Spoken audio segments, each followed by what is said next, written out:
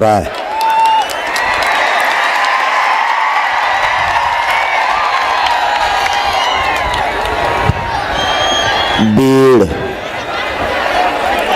बीड नगरीतील आणि बीड जिल्ह्यातून आलेल्या माझ्या तमाम मराठा बांधवांना माझा मानाचा जयश्वर.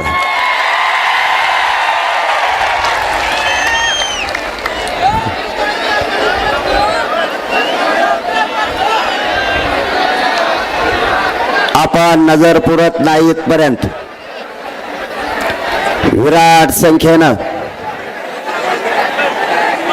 हे उसळलेलं मराठ्यांचं बीड जिल्ह्यातलं वादळ,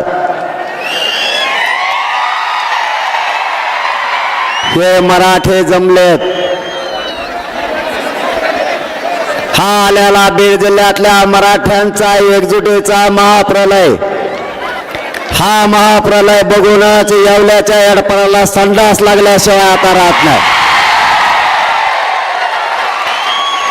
आपण इतक्या विराट ताकदीने जमलात, त्यामुळे मी माझ्या मायबाप बीड जिल्ह्यातल्या मराठा समाजाच्या चरणी मनापासून नतमस्तक होतो.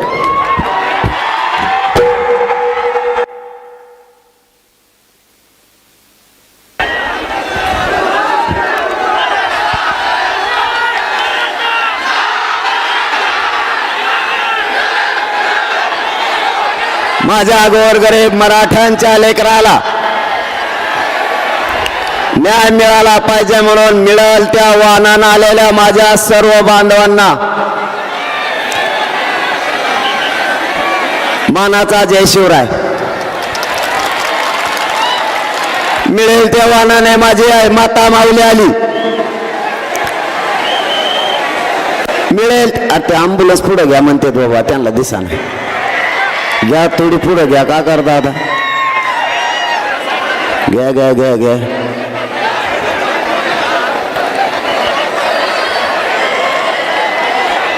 बीड जिल्ह्यातल्या कानाकोपऱ्यातून मराठा समाज स्वतःच्या लेकराला न्याय मिळावा म्हणून मिळेल त्या वाहनानं आलाय. इथंही सकाळपासून उपाशी तापाशी मराठा समाज बसलाय. जिथं जिथं जागा मिळेल तिथं तिथं मराठा समाजाचं दिसतोय. मुंगीलाही मध्ये शिरता येणार नाही अशी अफाट मराठ्यांनी एकजूट दाखवली.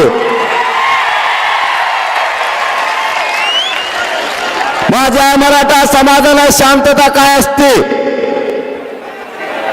हे पुन्हा एकदा सिद्ध केलं. माझ्या बीड जिल्हा जन्मभूमीतील मराठा समाज एकही घरी राहिला नाही, त्याबद्दल पुन्हा एकदा तुमच्या चरणी नतमस्तक होतो.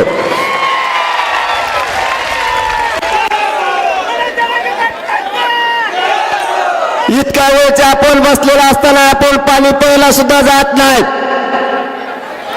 आपण जेवायला सुद्धा जात नाहीत. आणि खूप वेळ झाल्यामुळं बाहेर जाण्याऐवजी लोंढेचे लोंढे पुन्हा आत यायला लागलेत. हे बघा, पुन्हा मराठे यायलाच लागलेत.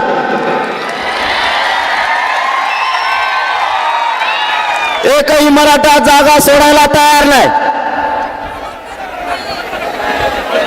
मराठ्यांना हवंय आता त्याच्या लेकराचं आरक्षण, म्हणजे मराठा आरक्षणच. मायबाप मराठा बांधवांनो, आपल्याला डाग लावला गेलाय.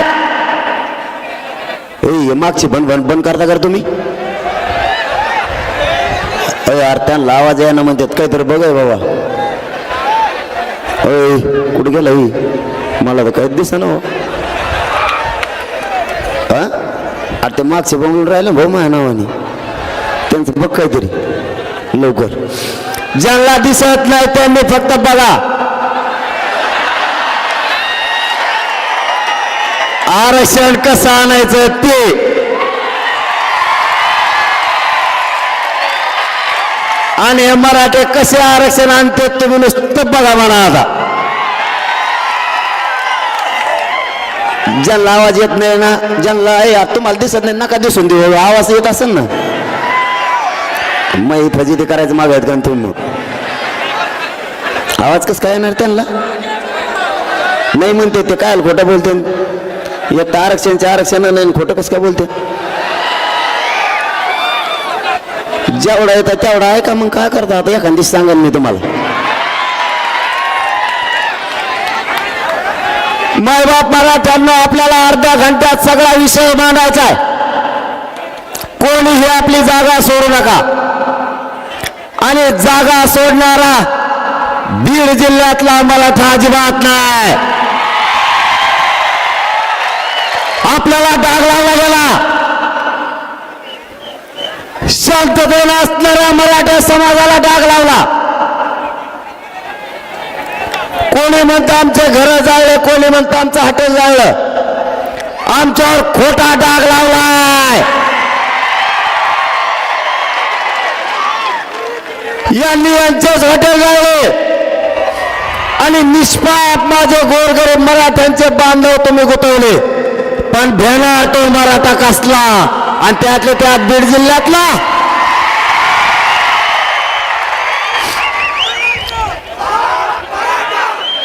जर मराठ्यांना काही करायचं असतं तर सरकारला आज माझी विनंती आहे यार खाली बसा रे बुळबुळ तुम्हाला आरक्षण भेटलं काय गड्या हा नोंदी निघालं काय नका गैन आवाज इकाड चालू येतो ती आम्ही सगळेजण मिळून सांगू तुम्हाला काय करायचे आम्ही तुम्हाला काही ठेवणार आहेत का काय तुम्हाला सांगू कानात काय आहे त्या आपल्याला मायबापावर डाग लावला आपल्या पोरांनी काय नाही करू नये त्यांच्यावर गुन्हे दाखल केले निष्पाप पोरांना गुंतवण्याचं षडयंत्र सरकारने केलं आज इतक्या लाखानं मराठे कोणालाच मोजता येत नाहीत मराठ्यांना जर काही करायचं असतं तर आज केलं असतं का नसतं मग मराठ्यांनी शांतता रॅली काढली होती शांतता सरकार झोपू नका मराठ्यांनी शांतता रॅली काढली होती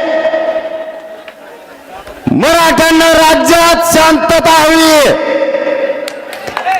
करोडोच्या लाखोच्या संख्येने आज मराठा एकत्र आलाय शांततेत शहरात गेला आणि शांततेत मैदानात आलाय विनाकारण त्याला डाग लावू नका आणि हाच मराठा या राज्याला शांतीचा संदेश देण्यासाठी लाखोच्या संख्येने एकत्र येऊन शांतता रॅली केली हे कधीच कोणाची जाळपोळ नाही करू शकत हे कधीच कोणाच्या घरावर नाही जाऊ शकत यांचे येणेच फोडिले रे हे लंगुत आमच्या गोरगरिबात नाव घेतले यांनातलं कंडे यांचं सुरू केलं येईन ते येवल्याचं येडपट येडपट सगळ्या दुनियाचं भाव चढलेलं तिकडून आलं आणि त्याच्यात पाहुण्याचं त्यानेच हाटल जाळीले नाव आमच्या पोराचं घेते बधीर सगळ्या दुनियाचं आणि त्याच ऐकत ती सरकारी त्याला दिसाना निसाना ते तर पिशीच घेऊन येत सध्या बाजाराची पिशी त्याच्यात कागद आहेत बघा बघा मला कशा शिव्या देतात कशाला बोलतो रे मग कशाला मराठीचा वाटा जातो आताची पिशा घेतल्यात काही दिवसाने तुटलेल्या चपला केळाचे सालपटे तो ह्याजवळच देणार तू थांब थोडं तुला म्हणलं होतं नादी लागू नको मी लई नमुना बेकारी तुला आताच खाल्लेला पचाना तर नंतर कसं व्हायचं हो तू तुला आताच पचा नाही अरे त्याला समर्थ मी तुम्ही टेन्शन ना घेऊ त्याला आत्ता उलटा पालता करतो त्याचे काय काळजी न करू आता कशा आवाजात बोलू तू बारीक असा जस का कळले कधी त्याला जरंगे साहेब म्हणतोय आता पहिल्या नीट राहायला असतात नुसतं जमलं का आळी वळवळ करते शेपटाची दिसतंय बी कसलं काय नो रंगनाथ रंगनाथ रंग बदलणारा चा रंग आहे. गप मारायचं. मला गिरीश महाजन साहेबांनी सांगितलं जरांगे पाटील तुम्ही बोलू नका. मी त्याला समज दिली. मी गप बसलो. म्हणलं जाऊन त्या डंकार झालेला आहे म्हाताऱ्याला काय बोलायचं. मी 4 दिवस काही बोललो का. आणि मग त्याला काल काय बडबड हळूच बारीक आवाजात बोलतो. द्या सगळं त्यांना द्या सगळं बंगले बांधा त्यांच्यापाशी तिथंच राहा तिथंच कायदा बारा एडपट बुजगाव नको डल्लं. मग शाळा काढीत त्याला अक्कल कसलं कसले मंत्री गेलं का नाही असलं कोणी. महाराष्ट्राला कल काय घेणं देण्याचं हे डबड. तू थांब एकदा आरक्षण मिळू दे मग तुला कचकात दाखवतो यार. तो लय दिवसाची फडफड चालली. माय बाप मराठ्यांनो फक्त एकदा आरक्षण मिळूस तर शांततेत आंदोलन करा. त्याच्यात किती तुम्ही एकदा बघायचं झालं बघूच आपण. आम्ही गप बसलो की काढा करतो. मला गप बशी देत. मी गप बसलो की ते सुरू करतो. त्याला दम मग मला चौथळीला मला नाही निघत दम. कारण मी खानदाने तुमच्या रक्तामासाचा ओरिजिनल मराठ्यांच्या अवलाद आहे. दम नसतो काढी. माझ्या मराठ्यांच्या आरक्षणाच्या विरोधात जर कोणी बोलला तर त्याला सुट्टी नाही. मग तो कोणी असू द्या. आम्हाला आमच्या हक्काचं आरक्षण पाहिजे. त्यासाठी आज संघर्ष सुरू आहे. तुटक जाऊन दे रे टाकीशन टकोऱ्यात माया बोलू दे मला जरशी. ते मग फाडफाड फाडफाड फाडफाड वाज झालं. मला मुख्यमंत्री झाले का आरक्षण घेऊन. मला काही मिळत लागा ना ते काय वाजायला लागला आधी. आणि ते काय घेतलं मोठं वाजलं. मी वर बघितलं म्हणलं हेलिकॉप्टर उतरत येते खाली शिडी लिहून आता. पण त्यानंतर वेगळंच कळालं काहीतरी शेतकऱ्याचं काहीतरी सहल होती. त्याला कळना संडास लागली तरी बी ते कळून घे ना. हे मराठी कशासाठी एक आलेत. या मुख्यमंत्री आणि 2 उपमुख्यमंत्र्यांना माझी आज चंपावती नगरीतून विनंती आहे.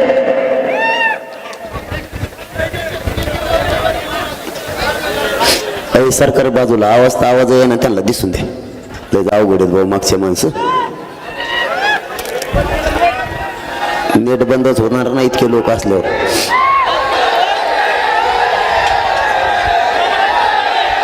काय झालं हा.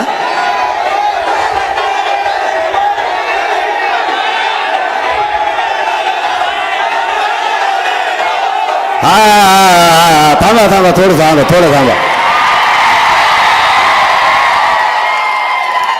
आणि मग मी कशाला आलोय.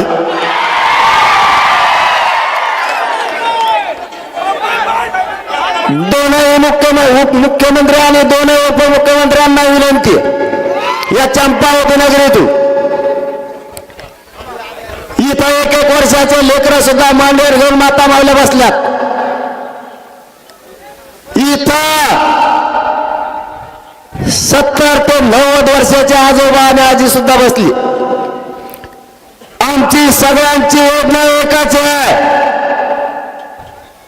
मराठ्यांच्या लेकराला आता आरक्षण मिळवून द्यायचं. त्याशिवाय मागं हटायचं नाही. सरकारने शहाणपणाची भूमिका घ्या. त्या वक्त्याचं ऐकून जर तुम्ही मराठ्यावर अन्याय केला तर तुम्हाला जळ जाईल. त्याचं ऐकू नका. असा उद्देश दिसायला लागलाय. देशातले जेवढे राज्य त्या राज्यातली मोठी जात संपवण्याचा तुम्ही घाट घातला असा अंदाज दिसायला लागलाय. पण शेवटी एकदा जर मोठा सगळा समुदाय खवळला शांततेत काय होईना तुमचा सुपडा साफ झाला म्हणून समजा.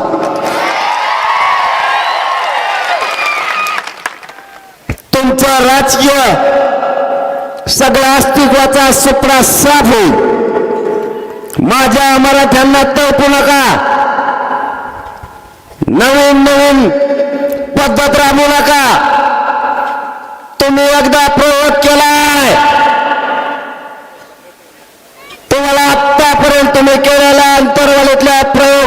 भोगावा लागलाय.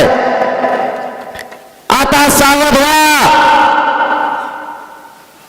काय कोपऱ्यातल्या करोडोच्या संख्येनं मराठा समाज एकत्र आलाय आणि हलायला सुद्धा तयार नाही.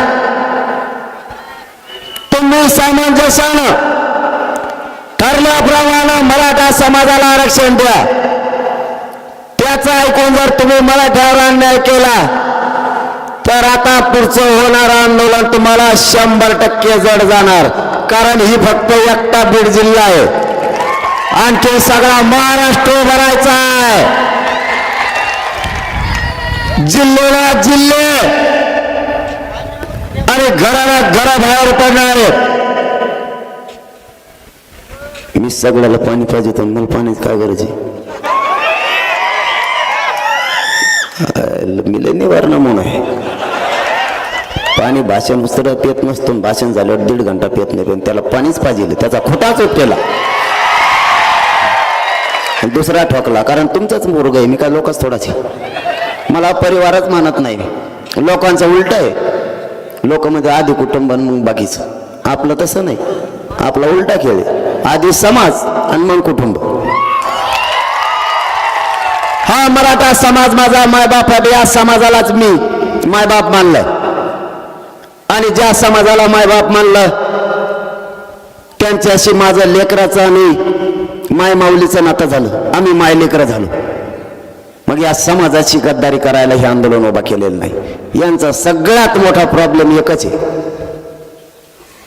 अरे बाप दिठवून मोबाईल बाबा आला का तुला पण मुंबईहून फोन दिट्टे खालटे कुशी मग होकायला लागला मग इकडं मग इसरून जात असतो. कुठं राहिलं तर सांग बरं.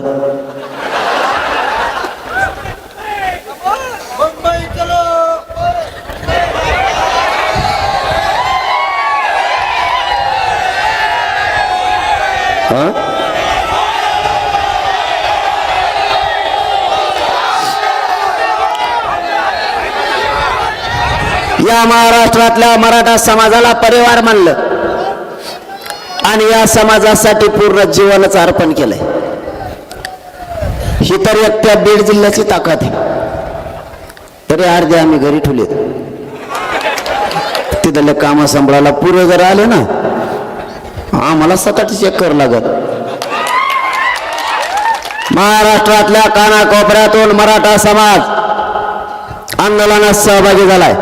माय बापा तुम्हाला शब्द देतोय, तुमची एकजुटीची ताकद मी जिवंत आहे तोपर्यंत व्हायला नाही जाऊन देणार. यांचा प्रॉब्लेमच ते मी यांना मॅनेज होत नाही. सगळ्यात मोठा प्रॉब्लेम असेल तर ते.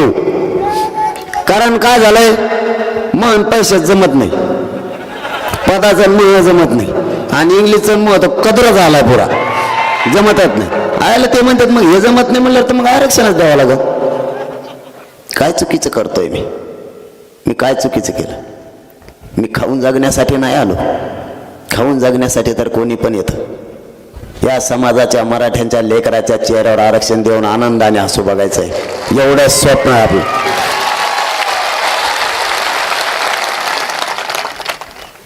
मी काय चूक केली? माझ्या मराठा समाजानं आरक्षणाची मागणी केली. दशक व्हायला गेले. पिढ्याना पिढ्या बर्बाद झाल्या. आई बापानं लेकरं शिकायचे आणि स्वप्न बघायचं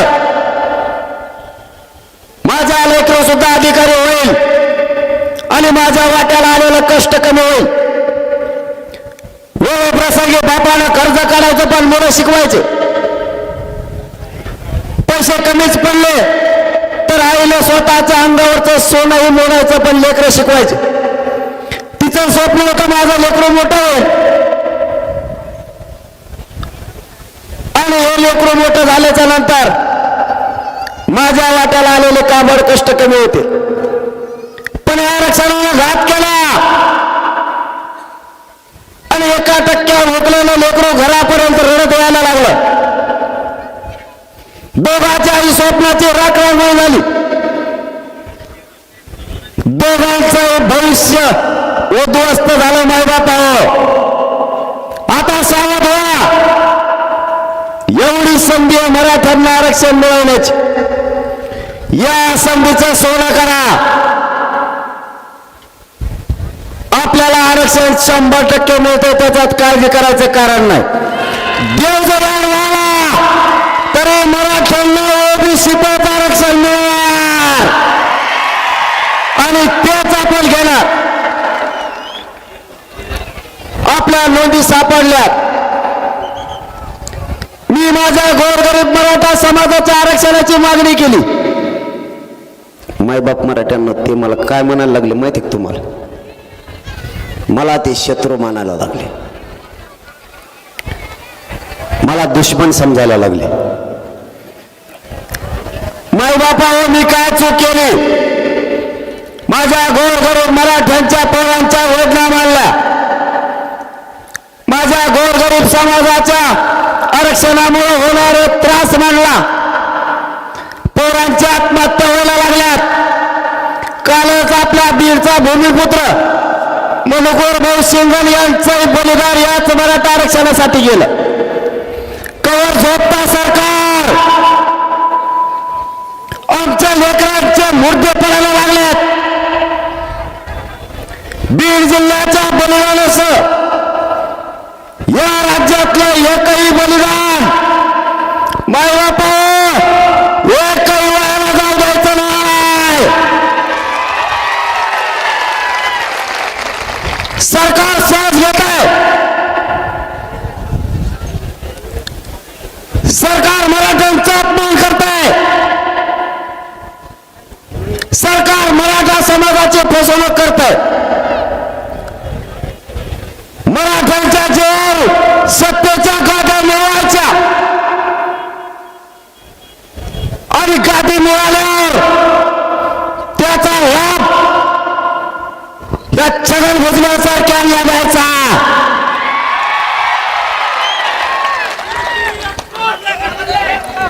मराठ्यांनी मोठं करायचं आणि मराठ्यांच्या पोरांचे मुर्दे पडत असल्यानं त्यांच्याकडे बघायचं नाही. मग बापा सावध व्हा. आपल्या लेकराचे बळी आता नाही जाऊ द्यायचे. सरकार गांभीर्याने घेत नाही.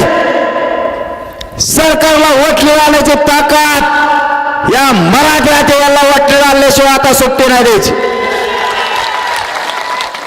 काही झालं तरी हरकत नाही. त्यांना मला काय शत्रू मानायचं मानून द्या. एवढं मोठे माग असलं होतं मी कोणालाच भिजू नाही बा. मी असाच त्यांना गिनीत नाही मोजित नाही. आणि आता तुम्ही महाराष्ट्रातले इतके लोक म्हणलं बा बा बा बा आता गाव खरं नाही राहिलं. मी तो इसरूनच गेलो बा काय काय बोलायचं ते. मग नजरच पुराणा इतके लोक आहेत. बीड जिल्ह्याने पुन्हा एकदा दाखवून दिलं मराठ्यांच्या नादाला लागला की संपला. त्याचा विषयच आवरला. आणि तुम्हाला एक महत्वाचा विषय सांगतो. जे आपल्या लेकराच्या बाजूला ना तोच नेता आपला नसता. नेता ठेता नाही. जातीपेक्षा नेत्याला मोठा नाही मानायचं. जो आपल्या लेकराच्या पाठीशी उभा राहील, स्वतःहून पुढे येईल, तो आपले मत घेण्यापुरता जर दारात आला तर त्याला चपलानेच वागवायचं, सोडायचंच नाही. आता नाही सुट्टी. बस झाले. आमचं रक्त खाऊन तुम्ही पळात. 200 पेक्षाही जास्त आमचे बळी गेलेत. किती दिवस रक्त पिणार? ही समाज स्वतः आहे. याने देशाचं संरक्षण करणारा मराठा समाज आहे. देशाचं त्याला संपवायला निघाला.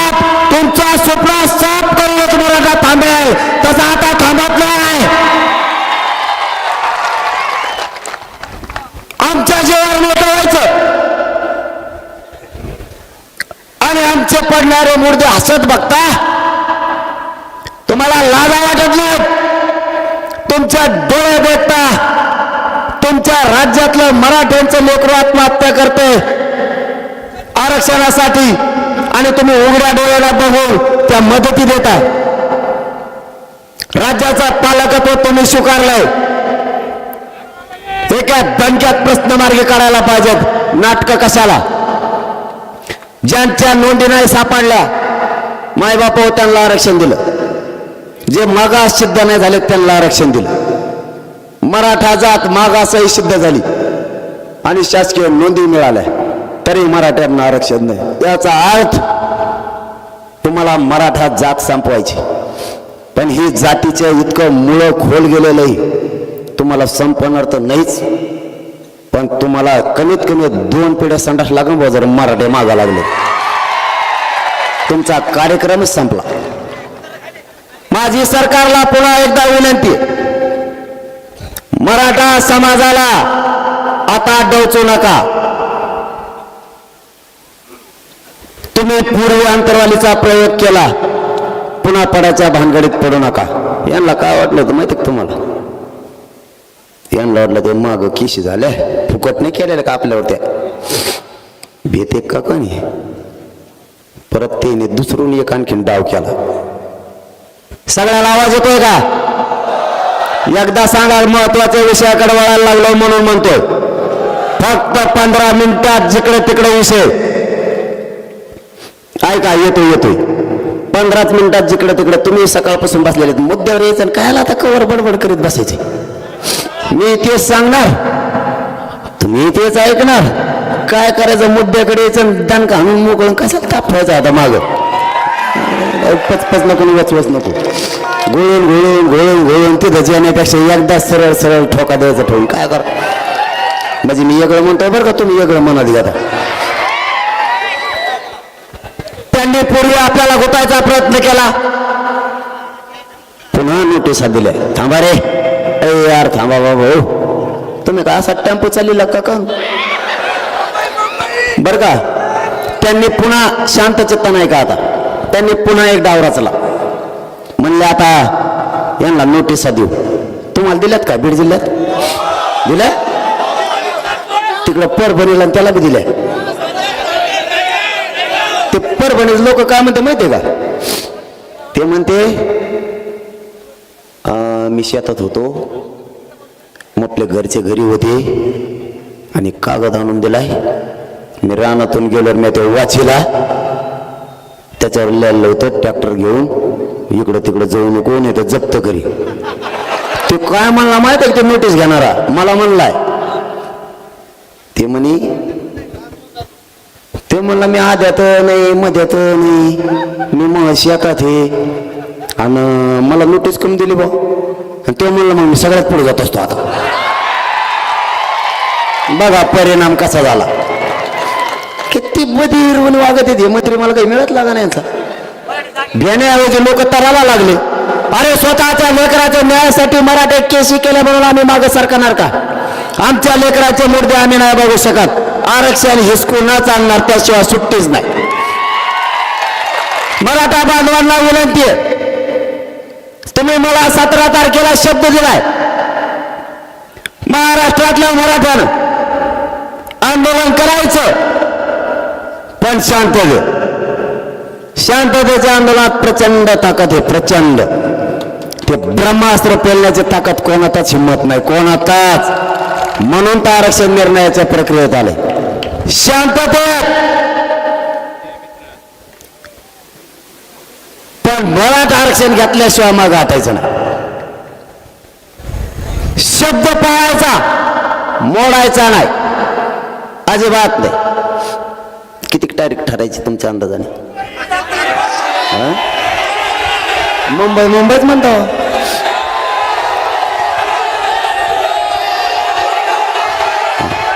नाही असं नाही. नाही याला काय अर्थ आहे मग? अरे बाबा हा, पण याला काय अर्थ आहे का? थोडं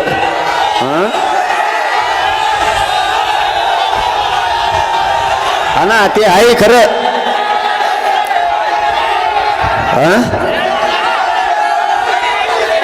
अच्छा हा, कळली. थांबा आता गप्प बस. कळलं ना तुम्हाला? वाटतं मी बी लयत नमुना शान आहे नाही का काय? मग मी बी आहेच ना. असं कसं? हे बघा, मी माझ्या जातीकडून आहे, प्रामाणिकपणा सांगतो. आम्हाला हौस नाही आहे कुठं जाण्याची येण्याची, किंवा मूर्ख नाही येत आम्ही मराठा समाज. आम्ही उठलो आणि काहीतरी जनभावना आहे म्हणून कुणीकडे बी निघालो, याच्यातला मराठा समाज नाही आम्ही. परंतु आम्ही सहन तरी करायचं किती दिवस, याला काही मर्यादा आहे. तुम्ही माझ्याकडून 3 महिन्याचा वेळ घेतला, नंतर 40 दिवसाचा घेतला, पुन्हा आत्ता 2 महिन्याचा घेतला 24 डिसेंबरपर्यंत. तुम्ही किती दिवस माझ्या मराठा समाजाला मूर्ख समजणार आहे? आम्हाला काहीतरी मर्यादा आहे, आम्हाला काहीतरी भावना पण आहेत, आमच्या लेकराला काहीतरी त्रास. मग आता आम्ही तरी किती दिवस दम काढणार? आम्हाला सुद्धा मर्यादा आहे. मला असं वाटतं आपण सगळे काय म्हणू त्याला, हा ना, पुढं तर बोलणं द्या ना तुम्हाला, मला पुढं तर बोलून द्या ना. हा ते का व्हाय ना, पण मला असं वाटतं आपले सध्या अरे मला बोलून द्या ना. मग आपण पुढच्या आंदोलनाची दिशा ठरायची का? मग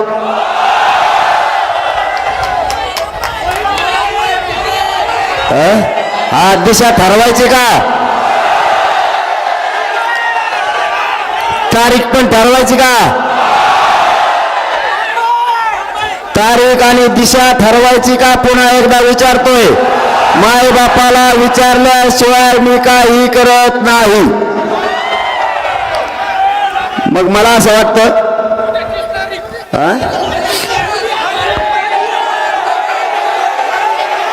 नाही नाही नाही, इतक्या जवळ आहे का? अरे हा बघ, लढायचं ना मग जिंकून सुद्धा यायचं असं नाही. मग हा उठलं की पळायला असं नाही. मग गाफील वागायचं नाही.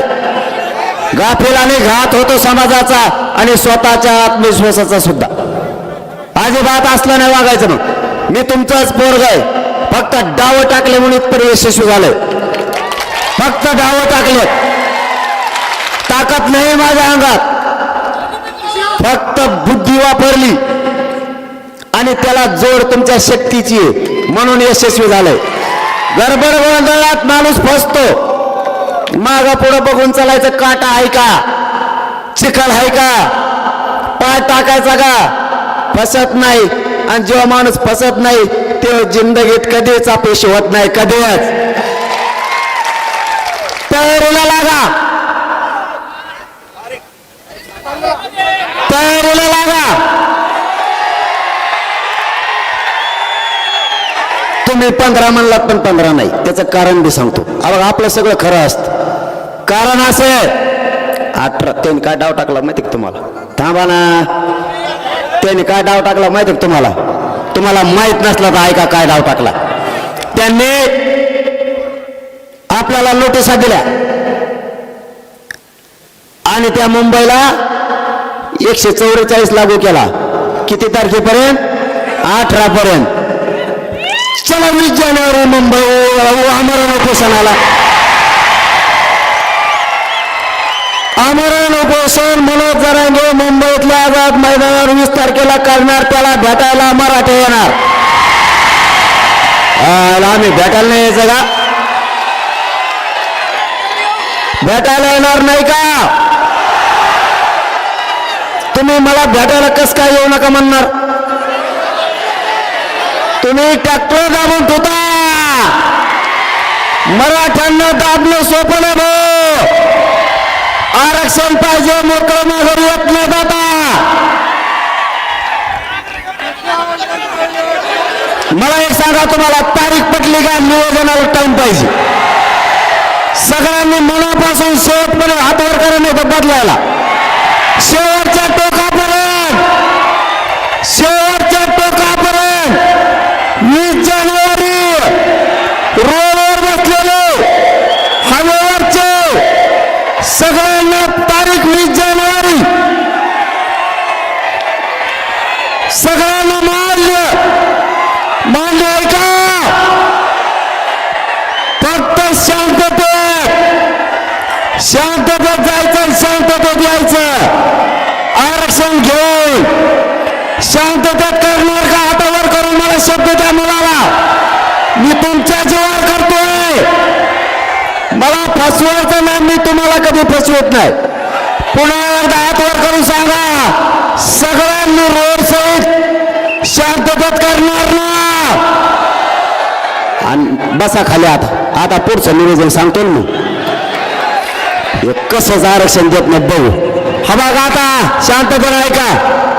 आपण आपल्या पिकाला पाणी देऊन घ्या, पटापट कापस वेचून घ्या, घरची व्यवस्था चांगली करा. कारण एवढे 15 दिवस पाहिजेत काम करायला. आपण शेतकऱ्याच्या पोरात नीट ऐका. शेतकऱ्याच्या पोरात आणखीन एक घोषणा करायची राहिली, तेवढी ऐका. अंतरवालीहून पायी मुंबईला हा मराठ्यांचा जनसागर जाणार. मध्ये मध्ये बाकीचे जैन होत चला. हा पायी जनसागर उसळणार आहे. जसा आत्ता बीडचा बघितला मी तिथून पुढे बदललं बरं का. हा आधी नव्हतो. अरे सगळं जामच. आणि मग पेपेत जायचं डांबराने चट्टीत थेट मुंबई त्या आझाद मैदान शिवाजी पार्कला आम्ही आमरण उपोषणाला बसणार. मराठे भेटायला येणार कसं काय तुम्ही येऊन देणार नाही? मग त्यांना जे जे बघायचं ते बघतील. महत्वाचा विषय आणखीन एक सांगतो, आजूबाजूला लक्ष ठेवा. मराठा समाजाला डाग नाही लागला पाहिजे. आजूबाजूला लक्ष म्हणजे काय? कोणी जर ढोळण करायला लागला, गाडी पेटवायला लागला, दंगा करायला लागला, तर आपल्या लक्षात येतं आपला नाही. जागेवर धरून पोलिसांकडे द्यायचं आणि पोलिसाला सहकार्य करायचं, सरकारला नाही करायचं. जागेवर धरून पोलिसांकडे द्यायचा, कारण तो आपला नाही. आणि आपला जरी असला ना, जर तो जर जाळपोळीचा उद्देशाने असला तर त्याला लगेच ताबडतोब टाकायचं. ते रस्ता करा त्यांना दुखतंय वाटतं. अँब्युलन्स इकडे उजव्या हाताला आंब्याच्या दिशेनं अँब्युलन्सला आणा. चलत आले ते स्वतः चलत आले पण तब्येत खराब वाटतं. बाकीचे खाली बसा रे, त्यांना रस्ता करा. बाकीचे उभा राहू नका, त्यांना जाऊ द्या. अँब्युलन्स या आंब्याकडे व्यासपीठाच्या उजव्या हाताला आणा. मग लय बारीक देण असतं भाऊ. उगाच समाजाला मायबाप नाही मानलं. मायबाप तुम्हाला महत्वाचा विषय सांगायचा होता तो सांगतो. आजूबाजूला बारकाईने लक्ष ठेवा. कोणाला जाळपोळ करू द्यायचं नाही. आणि आपला जो आंदोलनाचा एरिया आहे त्याच्या बाहेर कोणी काही करू द्या, आपल्याला देणं घेणं नाही. सरकारने ते पोलिस बघतील. आपल्या माणसाकडून कुठेही जाळपोळ होणार नाही याची दक्षता घ्यायची. किंवा तयार करा. सगळं घ्या. बऱ्याच दिवस माघारी यायचं नाही. कोणाचं बंद पडून तिकडं काही होऊ. त्याने फक्त आपली संडासची व्यवस्था करावी अशी आपली इच्छा आहे त्यांनी. कारण आम्ही जवळपास 3 कोटीपेक्षा जास्त येणार आहे. थोडे तितके नाही. मराठे घरी राहत नसते. आणि मी मुंबईला निघालो. जर तुम्हाला आणखीन एक सांगायचं राहिलं बांधवांनो, आता शेवटाकडे आहेत आपण. म्हणजे संपला आपला, आता संपत आले सभा. मराठ्यांच्या लेकराला नोटिसा दिल्या, त्या लेकराला उघडं पडून देऊ नका. माय बाप म्हणून त्याचा पाठीशी उभा राहा. जर एखाद्या पोराला धरून नेला आणि जर अटक केली, पुरा जिल्ह्याला उठायचं आणि त्या पोलीस स्टेशनला मांड्या घालून जाऊन बसायचं. सगळ्यांनी दगड नाही, भांडा नाही, काही नाही नुसती मांडी घालून बसायचं जायचं. काय म्हणायचं माहितीये का? पोलीस निरीक्षक साहेब, पोरग सोडा म्हणायचंच नाही. तिथं जायचं आणि मांडी घालून बसायचं. मला भूक लागली. 4-5 लाखाला जर एक वडापाव द्यायचं म्हणलं तर मेलच ते वडेपाव खायचं आणि रेटून 3 टाइम तिथंच झोपायचं. पोरग सोड म्हणायचं नाही, फक्त म्हणायचं आरक्षण दे, एवढंच म्हणायचं. हे आपल्याला खेटा ठरवलं नाही यांनी. मग मराठी बी काय असते ते आता बघा तुम्ही. आता 20 जानेवारीला फक्त शांततेत, कारण हा महाप्रलय इतका मोठा असणार आहे. सगळीकडे ब्लॉक होणारे बारकाईने लक्ष ठेवा. कुणाला उद्रेक करू द्यायचा नाही. आपल्या आंदोलनाला गालबोट लागू द्यायचं नाही. पण आरक्षण घेतल्याशिवाय माघारी फिरायचं नक्की. आणि तुम्हालाही सांगतो, हे काय अटक करायची यांच्यात एवढी दम नाही. त्यांच्यात या पोलिसाचा दोष नाही हो. ते 2-4 जण तिथं आहेत का, 4-5 जण आहेत. ते मुद्दाम अंदाजा बघत आहेत. नाव मला माहिती आहेत बरं का, मी तुम्हाला थोड्याच दिवसात सांगणार आहे. त्यांना तर आयुष्यभर गुलाल लागू देऊ नका, आयुष्यभर. त्यांचं नाव मी सांगतो मराठीच्या मुळावर कोण. या चंपावती नगरीतून आणखी एक घोषणा करतो. मराठा समाजाचे आमदार, खासदार आणि मंत्री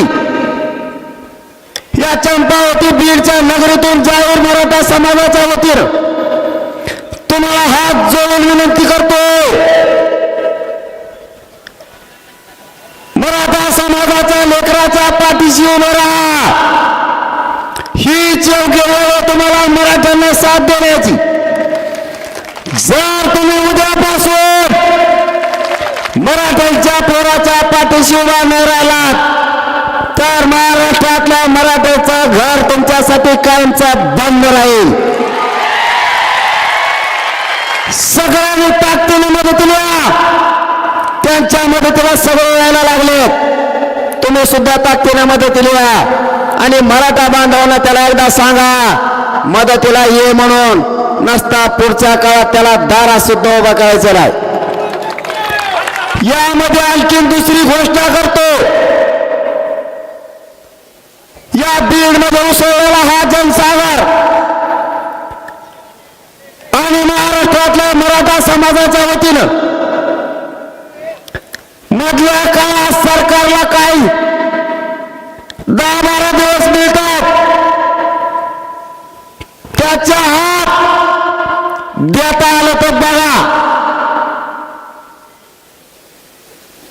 नसतात तिथून पुढे एकदा आमचं जर मराठ्यातल्या आंतरवालीतून गाव सोडलं येताना आम्ही आरक्षणच घेऊन येणार. तुमचा आमचा विषय बंद, चर्चा सुद्धा त्यानंतर बंद. कारण आम्हाला मुंबईला यायची हवस नाही. आम्हाला न्याय पाहिजे आमच्या लेकराला. जर तुम्ही त्याचा हात आता नाही दिलं तर इतक्या खुट्या मारणार मराठी की तुम्हाला आयुष्यभर खुट्या उपटणार नाहीत. आम्ही तर सगळं उपटून फेकलं जात. मला पुन्हा एकदा सांगा, तारखेवर तुम्ही समाधानी आहात का? सगळ्यांचं एकमत आहे का? कारण तुम्ही हो म्हणलात ऐकतो राज्य, महाराष्ट्रातले सगळे पोरं तयारीला लागणार आहेत. आपल्या घरचे व्यवस्थित करा, कारण हे काय आपण 10 दिवस तयारीला पाहिजेत. तिथं गेलो तर माघारी आलो असं नाही. मी मेलो तर मागे फिरत नसतो. आता नाही. माई बापा हो मार्ग सांगतो ना, दमत नाही वाजायला अवघड खेळ हो.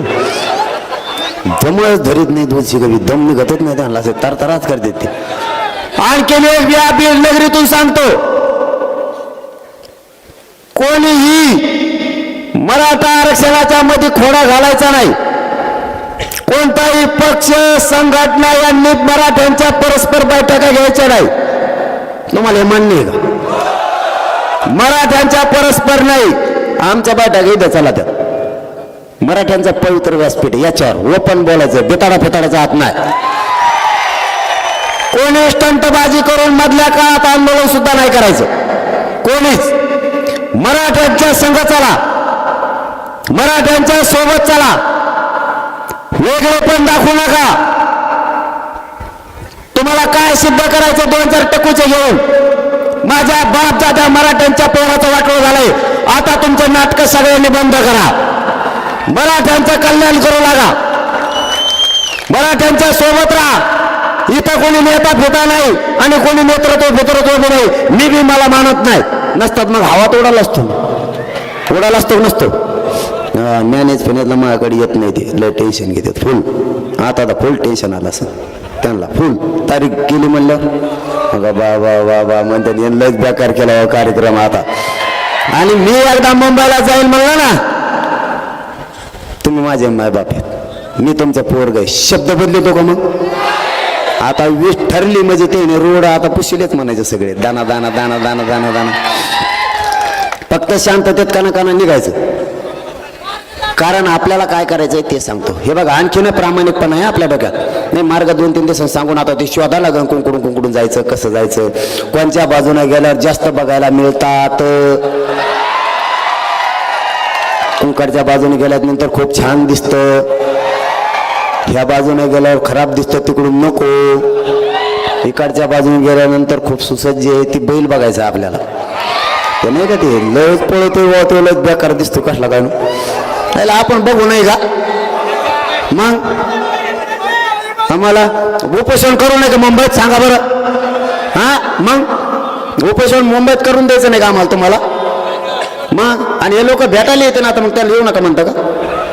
मी काही वाईट डिसिजन घेतलं का. माझ्या मराठा समाजानं कायद्याच्या अधीन राहून आमरण उपोषण मराठ्याचं सुरू. तुम्ही कस काय करू नको म्हणतो. आणि मला तिथं भेटायला आल्यावर मला मग दुखायला लागलं. मला बघायला मग आपले मायबाप समाज पाहिजे, ते बघायला येणार ना. मग ट्रॅक्टर येऊ दे नाही तर रिक्षाने दे, तुला काय करायचं रे. आणि तू आडीवर त्याचा ट्रॅक्टर दुसरं ट्रॅक्टरच आडी. मग सांगतो तुला आडी होतो ट्रॅक्टर कसा आडी होतो. ती ट्रॅक्टर आडी होतो म्हणजे ट्रॅक्टर आमचं, डिझेल आमचं, फजिती आमची होणार, डिझेल आम्ही टाकणार, उपाशी मारणार आम्ही. तू आमचं ट्रॅक्टर आडीणार येवर तू आडायला. त्याला काय करा, त्याला हाणायचं मारायचं नाही. त्याला ट्रॅक्टर टाकायचं आणि आंदोलन आणायचं आपल्या गोडीत. त्याला भाकर फिकर बी खाऊ घालायची. खा म्हणायचं बेसन भाकर द्या, फक्त कांदा देऊ नका. कांदे खायला ते येवल्याचं एअरपोर्ट राहून द्या. असंच भंगार सगळ्या दुनियाचं माया नादी लागत आहे. आता बघतो तो आहे मजा बडबड. मी झरंगे पाटलाला काय करणार आहे, पाठिंबा देतो. काय देतो रे, पाठिंबा देतो. बुजगावनं कुडलं हे कसलं हे भंगार सगळ्या दुनियाचं. मी गप बसलो होतो ना, काही नादी लागायची गरज आहे का. ज्ञान देण्याचं आज काय काल कळलं असं त्याच्या पोटात आळी वाळ वाळ वाळ वाळ वाळ वाळ वाळ वाळ करते. आभाळ आलं का त्याचं फुलत डोक आणि त्याला नाही पचत खाल्लेलं.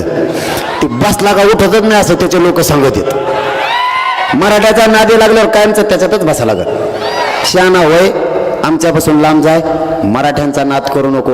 एकट्या बीड जिल्ह्यानं अख्खा महाराष्ट्र ढवळून काढला. एकट्या बीड जिल्ह्यात तू आमच्या नादी लागू नको. जाहीरपणानं सांगतो, 20 जानेवारीची तयारी करा, पण शांततेची. आपण कायदेशीर मार्गाने उपोषण करू, पण कोण कुठे बसेल आम्हाला माहित नाही. रोड मोकळे ठेवा, बसायची व्यवस्था राहून द्या. नसेल तर आमच्या धोरणाने आम्ही बसू. पण जाहीर सांगतो, मराठे जर मुंबईकडे कूच केली, मराठे जर मुंबईकडे निघाले, तर या मराठ्यांचा निघालेला विराट समुदाय हा माघारी न फिरणार, आरक्षण घेऊनच माघारी फिरणार. कोणाला अडवायचं ते आता आरक्षण घेतल्याशिवाय सुट्टी नाही. आता देव जरी आला तरी मराठ्यांना आरक्षण द्यायचं. मराठे दंड थोपटून तयार आहेत. मराठ्यांनी फक्त शांततेत चला. तुमच्या शांततेची नुसती धूळ जर उडाली तरी सरकार मुंबईत सुद्धा राहणार नाही. सगळं आपण आपल्या गावाकडे येणार. फक्त तुम्ही शांततेत चला. माझी सगळ्याला विनंती आहे, शांततेत आंदोलन करा. आणि आता मावशी होत तुम्हाला कामी. तुम्हाला आवाज येतो का नाही. आता तुमच्याकडे बी काम आहे. आम्हाला जर उली तिले त्रास दिला आणि तिकडं बा वा वा वा वा वा तुम्ही घरी या.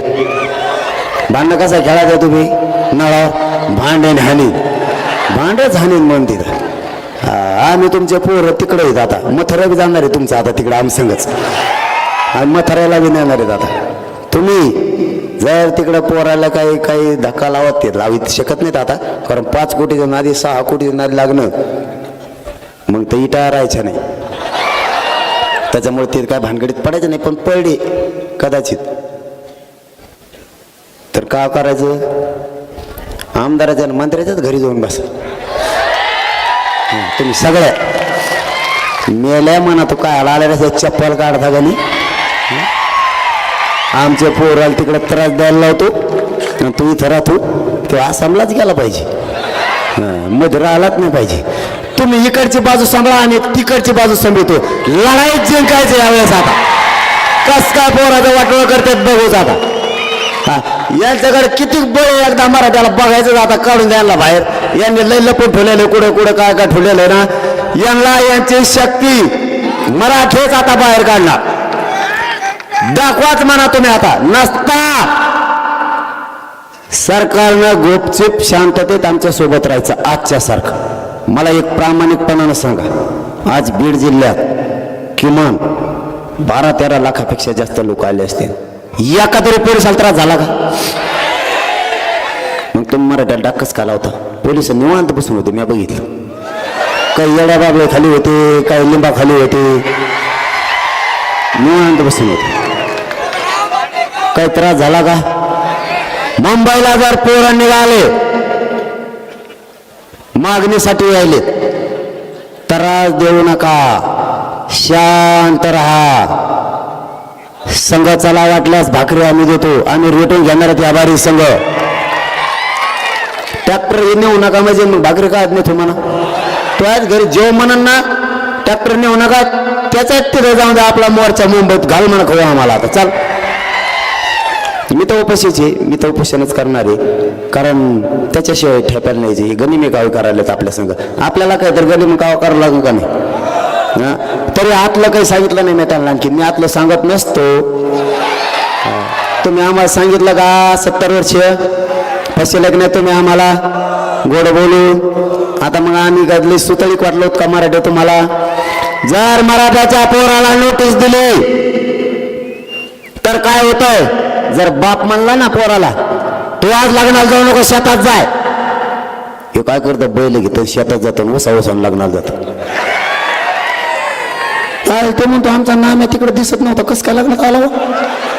नाम्याने बैल बांधले तिकडे गेला लग्नाला, आणि तुम्ही आम्हाला नोटीस देतात. मराठ्यांना अडवणं एवढं सोपं आहे का? तुम्हाला माहीत बी नाही आग्यामुळे कुंकड घुसले, कुंकडून बाहेर निघालं. तुम्हाला फक्त एकच विनंती आहे, 20 जानेवारी पासून आरक्षणाची तयारी करायची, आपल्याला निघायचंय शांततेत. मी तिथं आमरण उपोषण करतो. माझा मराठा समाज मला भेटायला येणार आहे. तुम्ही मुंबईत येऊ म्हणू शकत नाहीत आम्हाला, आमचा मोडीत काढू शकत नाहीत तुम्ही काय. आणि सरकारला दुसरी एक विनंती, आरक्षण द्या. महाराष्ट्रातले सगळे गुन्हे माघारी घ्या. जेवढे पोरं तरसालेत आमचे सारथीचे, ते 5,000 आहेत, ते पुऱ्यामध्ये घ्या. सारथीला वाढू बजेट द्या, महामंडळाला द्या. सगळे हॉस्टेल पुन्हा सुरू करा. हे सगळं सुरू करा काचा काचा, तरच तुमचं आमचं जमत आहे. दरवर्षी तुम्ही आम्हाला म्हणता हॉस्टेल सुरू करतो, दरवर्षी पागल समजतो का रे? हा, आता खेटायचं कोणाला? आता बघच तू काय होतंय. ते येडपटाला म्हणा नीट राहा, आता मध्ये बोलू नको, गप झोप. जर का आड वाटेल आला, येडवण करायचं नाही. मला असं वाटतं आपण योग्य निर्णय घेतलाय, शांततेचा घेतलाय, कायदेशीर मार्गाचा घेतलाय. आमरण उपोषण इतकं देशात कोणतंच शांततेचं आंदोलन असू शकत नाही. आपण मुंबईला जाऊन उपोषण करतोय, चांगला निर्णय आपला आहे. फक्त तयारी करा. तोपर्यंत शेताला पाणी द्या. तुमच्या हातात 10-15 दिवस आहेत. कापसं ठेवू नका, इकून बी टाका लगेच, पण पैसे संग घेऊ नका. आई बापाला द्या.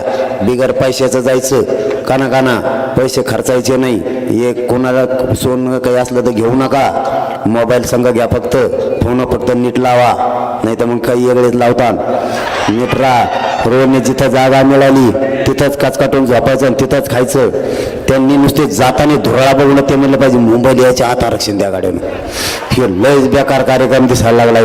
नुसते धुराळा जरी दिसला इकडून निघल्याला, ते म्हणते मुंबईला नका येऊन दे, तुमच्या पाया पडत होतं, वर काहीतरी करा बाबा पटकून. नसता त्यांच्याकडे आपलं एकच काम आहे, लय मोठे नाहीत. जेवण आपण घेणार आहेत, पांघरायचं आथरून आपण घेणार आहेत, सगळं आपण घेणार आहेत. फक्त तेवढं एकच काम त्यांनी करायचंय, कारण ते नैसर्गिक आहे, ते माघारी येऊन करू शकत नाही. तेवढी एक सोयी करा. एका टायमाला जर 3 कोटी बसले तर अवघड खेळ होऊ शकतो. त्याच्यामुळे तुम्ही तेवढी व्यवस्था करण्यात आम्ही पुढे पण बसत असतो. आम्ही लाजत पुजत नसतो, आम्ही पाठच सुरू करू. मग लाजायचं काय काम आहे का? आता त्याला काय, आता ते नैसर्गिक येते काय सांगायसारखं नाही ना. ते तुला सांगून कुठं जावा, तिथं घर पाहुण्यात असतात म्हणलं असतं. पाहुणे तो पळतो उंची घेऊ दे 5 मिनिटं.